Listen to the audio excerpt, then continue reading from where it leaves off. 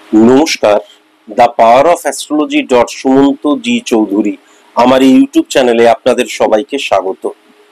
এখন আমি আলোচনা করব বৃশ্চিক রাশির জাতক জাতিকাদের ছকের মধ্যে যদি শনি এবং রাহুর অবস্থান একত্রে বিরাজ করে তাহলে কিন্তু পিশাচ যোগ সৃষ্টি হয়। এই পিশাচ যোগ অত্যন্ত নেগেটিভ একটা যোগ।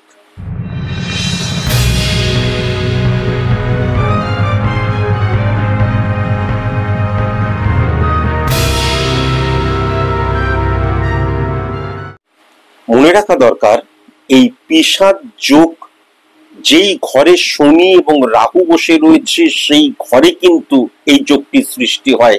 এবং শনির যে দৃষ্টি রয়েছে, 3 নম্বর দৃষ্টি, 7 নম্বর দৃষ্টি, 10 নম্বর দৃষ্টি, যেই ভাবের উপর পড়ছে সেই ভাবগুলিতেও কিন্তু পিশাচ যোগ সৃষ্টি হয়।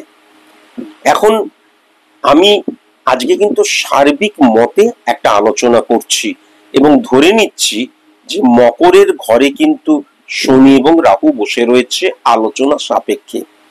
আপনাদের ছকের মধ্যে জন্মছক হতে পারে, স্পট ইমপ্লিমেন্টেশন ছক হতে পারে, কালপুরুষ ছক হতে পারে। কালপুরুষ ছক এবং কালপুরুষ ছক দুটো কিন্তু এক নয়। তাহলে কালপুরুষ ছক মানে হচ্ছে চোখের কর্নিয়া দ্বারা ক্যালকুলেশন করা, প্রেডিকশন করা, ছক ক্রিয়েট করা। আর কালপুরুষ ছক, আর কালপুরুষ ছক মানে হচ্ছে মেষকে 1 ধরে মিনকে 12 ধরা। তাহলে কালপুরুষ ছক বা স্পট ইমপ্লিমেন্টেশন ছক based on science, calculation, math, pure science, pure calculation, pure math এবং জন্মছক, এই ছকগুলির মধ্যে যদি শনি এবং রাহুর অবস্থান একত্রে থাকে তাহলে যেই ঘরটাতে আছে সেই ঘরটাতে কিন্তু পিশাচ যোগ সৃষ্টি হচ্ছে। এবং শনির যে দৃষ্টি 3 নাম্বার ঘর, শনি থেকে 3 নাম্বার ঘরটা পিশাচ যোগ সৃষ্টি করছে, 7 নাম্বার ঘরটা পিশাচ যোগ সৃষ্টি করছে, 10 নাম্বার ঘরটা পিশাচ যোগ সৃষ্টি করছে। এই পিশাচ যোগ যখন সৃষ্টি হয় তখন সেই ঘরে বা সেই ভাবগুলি যা যা আমাদের দেয় পজিটিভ অর্থে নেগেটিভ অর্থে দিতে শুরু করবে। যেমন বৃশ্চিক রাশির জাতক জাতিকাদের আমি পিশাচ যোগ নিয়ে আজকে আলোচনা করছি সার্বিক মতে। জ্যোতিষ কোনো রঙিন চশমা নয়। হে ঈশ্বর, আমায় অমরত্ব দাও। তাই সাদা চোখে সত্যিকে দেখতে শিখুন। যুক্তিতে মুক্তি চাইলে তবেই আপনি স্বাগত বিজ্ঞান ভিত্তিক জ্যোতিষ গণনার এই অনুষ্ঠানে। স্যার সুমন্ত জি চৌধুরী। এখন মনে রাখা দরকার, প্রত্যেকটা মানুষের date of birth, time of birth, place of birth আলাদা, সুতরাং প্রত্যেকটা মানুষের জন্মছক আলাদা, স্পট ইমপ্লিমেন্টেশন ছক আলাদা, কালপুরুষ ছক আলাদা। তাই জন্য এটা একটা সার্বিক আলোচনা। আপনারা আপনাদের ছকের মধ্যে পিশাচ যোগ সৃষ্টি হয়েছে কিনা জানার জন্য, বা কোন কোন ভাবে পিশাচ যোগ সৃষ্টি হয়েছে, কি ধরনের ব্যাড ইম্প্যাক্ট ক্রিয়েট হতে পারে, সেগুলোকে কিভাবে আপনি ফাইন্ড আউট করবেন, শর্ট আউট করবেন, এইগুলোর জন্য নির্দিষ্ট কোনো সায়েন্টিফিক অ্যাস্ট্রোলজারের কাছে অবশ্যই গিয়ে কিন্তু আপনাদের প্রেডিকশন যদি করিয়ে নেন তাহলে পুঙ্খানুপুঙ্খ জানতে পারবেন। আমি আবার বলছি, এটা একটা সার্বিক মতে আলোচনা। আমি ধরে নিচ্ছি যে মকরের ঘরে শনি এবং রাহুর অবস্থান সৃষ্টি হয়েছে। বৃশ্চিক নিয়ে আমি আলোচনা করছি। তাহলে বৃশ্চিক রাশির সাপেক্ষে 3 নাম্বার ঘরে কিন্তু পিশাচ যোগ সৃষ্টি হলো। 3 নাম্বার ঘর ভেরি ভেরি ইম্পর্টেন্ট। আজকের দিনে সংযোগ কতটা আমাকে সাপোর্ট করছে।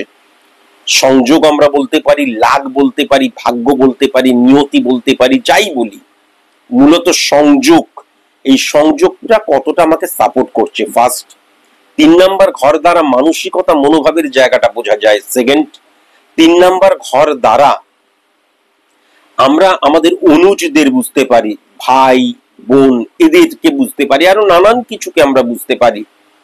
তাহলে এই 3 নাম্বার ঘরটা মূলত কিন্তু আমার মানসিকতা এবং মনোভাবের জায়গা, সেই জায়গাটা কিন্তু নেগেটিভ হয়ে গেল, যেহেতু সেখানে কিন্তু পিশাচ যোগ সৃষ্টি হলো। বোঝাতে পারলাম?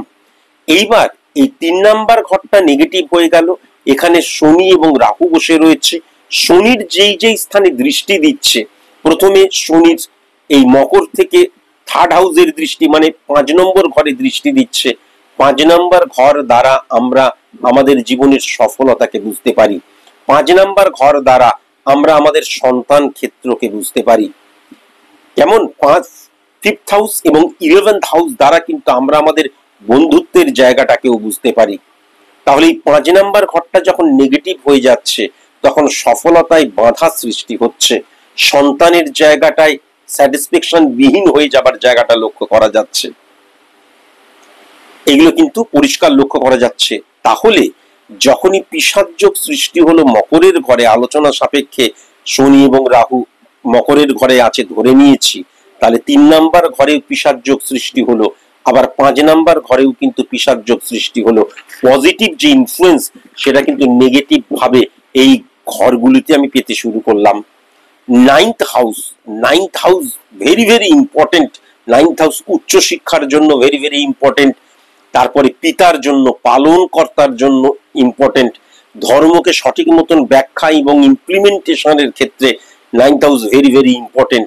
তাহলে এই 9 নম্বর ঘরটা নেগেটিভ হয়ে যাওয়া মানে এই সমস্ত দিক, উচ্চশিক্ষায় বাধা হয়ে যাওয়া, সঠিক মতন পালন কর্তা না পাওয়া, হ্যাঁ, সঠিক মতন কিন্তু আমি আমার ধর্মকে ধারণ সঠিক মতন বুঝতে পারলাম না, সেখানে উগ্রতা চলে এলো, সেখানে রক্ত চলে এলো, সেখানে মারপিট দাঙ্গা চলে এলো, আমার চিন্তা ভাবনার মধ্যে কলুষিত যে প্রবণতা সেটা চলে এলো।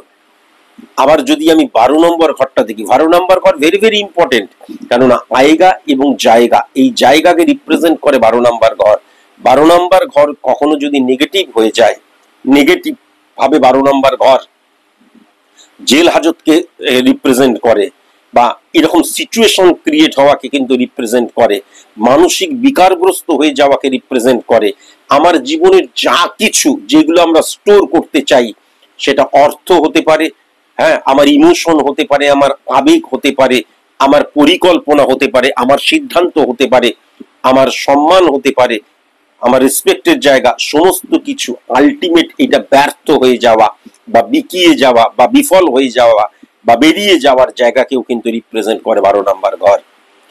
তাহলে মনে রাখা দরকার, এই যে বৃশ্চিক রাশির ক্ষেত্রে যখন 3rd হাউসে, হ্যাঁ, মকরের ঘরে, যখন আমি একটা আলোচনা সাপেক্ষে ধরে নিয়েছি, কেননা শনি এবং রাহু যেই ঘরে রয়েছে সেই ঘর দ্বারা ক্যালকুলেশন করা প্রয়োজন।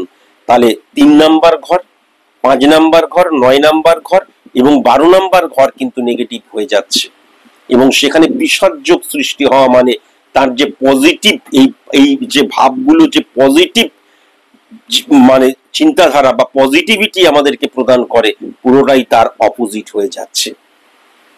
কিন্তু এই ক্ষেত্রে পিশাচ যোগের ক্ষেত্রে একটা জায়গা রয়েছে, বাদবাকি যে ঘরগুলো যেমন 4th house, 6th house, 7th house, 8th house, 10th house, 11th house, 1st house, 2nd house, এইগুলোর যা কার্যকারিতা সেগুলো কিন্তু ডবল দিতে শুরু করবে।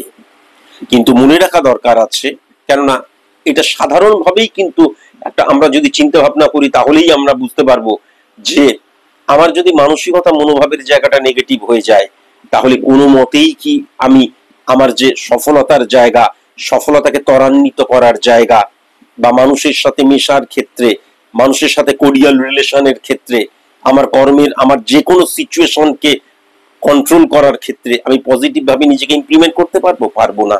তাই জন্য বৃশ্চিক রাশির নিরিখে, আমি কেবলমাত্র বৃশ্চিক রাশি বললে ভুল হবে, যে কোনো রাশির ক্ষেত্রেই কিন্তু যখন আপনি কোনো সায়েন্টিফিক অ্যাস্ট্রোলজারের কাছে যাচ্ছেন এবং তিনি বলছেন পিশাচ যোগ সৃষ্টি হচ্ছে, অবিলম্বে যখন ফাইন্ড আউট করা হচ্ছে, সেটাকে কিন্তু শর্ট আউট করা বা নির্মূল করা অবিলম্বে প্রয়োজন।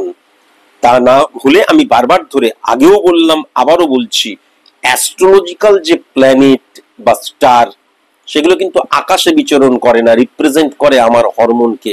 এটাই কিন্তু সায়েন্টিফিক অ্যাস্ট্রোলজি। আমি এটা নিয়ে বহুবার আলোচনাও করেছি। তাই জন্য এই জায়গাটাকে রেকটিফাই করা ভেরি ভেরি কসাস এবং কনসাস এবং ভেরি ভেরি ইম্পর্টেন্ট। কখনোই কিন্তু আমি এই প্রবলেমকে বাড়তে দেব না, এই প্রবলেমকে কদাপি কিন্তু বাড়তে দেব না। তাহলে কি হবে, আমার জীবনের যে গঠনমূলক চাহিদা, আমার সৃষ্টিশীল চাহিদা, একটা মানুষ হিসেবে যে চাহিদাগুলো বা সেই চাহিদাগুলো পাওয়ার অধিকার আমার আছে, সেখান থেকে আমি কিন্তু বঞ্চিত হয়ে যাব।